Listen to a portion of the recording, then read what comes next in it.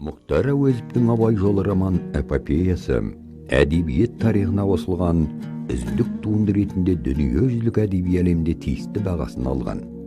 Сондай-ақ бұл роман эпопея қазақ халқын, тіпті түркітектес халықтардың мәдениетін дүниежүзіне танытқан ұлы шығарма ретінде де танылды.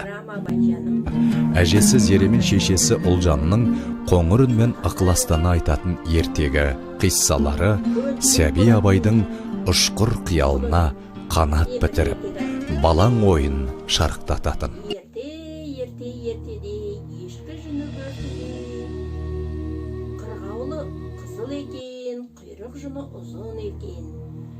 Қырғау бір күні мұздың үстінен келе жатып тайып құлапты шат айырылып, жанына батып, мұз, сен неден күшті болдың депті. Мен күшті болсам дейді, сен неден күшті болдың? Мен күшті болсам... Абайдың балалық шағы өзі дүниеге келген Қасқабұлақ жотасының бауырында өтті. Көктоқты, сен неден күшті болдың? Мен күшті болсам, жаңағы қасқыр тартып жемейсің. Қасқыр, сен неден күшті болдың? Мен күшті болсам, мені мылтықпен атып алмас еді. Я, балапан, Ұлжан, мына кең қараңды орнына жатқыз. Демалсын менің балам, ұйқысы кетті мінекей.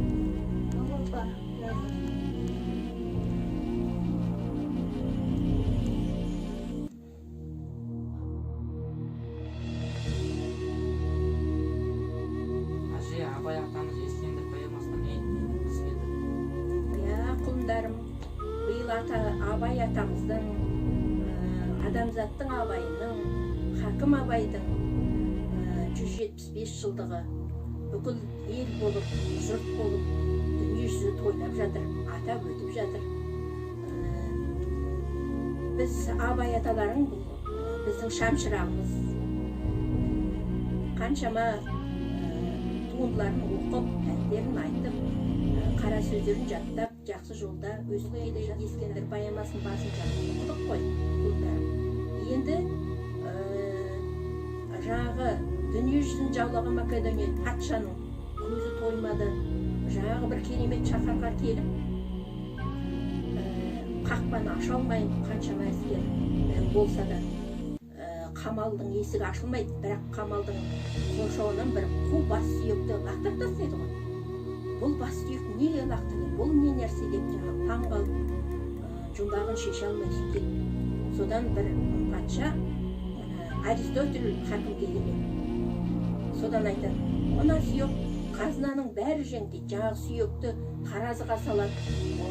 Бір жағына бас сүйек, екінші жағына қаншама алтын, күміс, гауһар, неше түрлі байлықты салады, бірақ бас орнынан бір қозғалмайды. Содан жаңағы Аристотельге келіп, мұның сырын ашып берші, бұл не жұмбағы бар дегенде, жаңағы ғұлама жерден бір уыс топырақты алып, бас сүйекке құя салады. Сол кезде таразының басы сылқ етіп, орнынан бас жерге түскен екен. Сонда мұнда айтқысы келіп тұрғаны, қаншама жаңағы қанқұйлы, керемет, байлыққа тоймайтын аш көз болса да, адамның көзі бір уыс топырақпен солады екен. Бұл не деген сөз? Тіршілікте адал еңбек ет. Барлығыңа, бар нәрсеңе тәуба қыл, жан-жағыңды сыйла. Адам болу, келдің дүниеге, адам болу өмірден өт деген ғұлама ғой. Бүкіл қазақтың шамшырағы, ғұламасы, құлындарым. Абайдың рухы қолдасын өздеріңді. Бәрімізді желеп-жебеп жатсын, жүрсін.